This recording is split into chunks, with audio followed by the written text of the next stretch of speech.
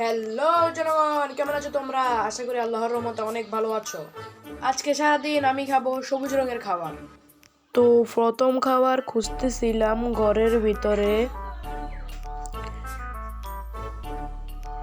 এই দেখো, প্রথম খাবার পেয়েও গেলাম, ক্ষীরা। তো ক্ষীরাটা এখন আমি খাবো। তো খাইতেছি। তো ক্ষীরাটা খেয়ে আমার পেটটা সেরকম বললো না, তাই আমাদের বড়ি গাছ থেকে কিছু বড়ি ফাটলাম।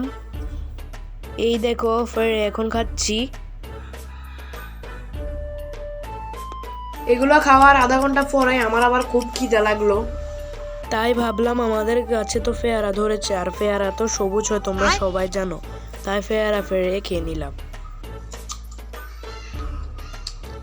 তারপর ভাবছিলাম আর কি খাওয়া যায়, কিন্তু শালা মাথার তো মজক কাজ করাই বন্ধ হয়ে গেল।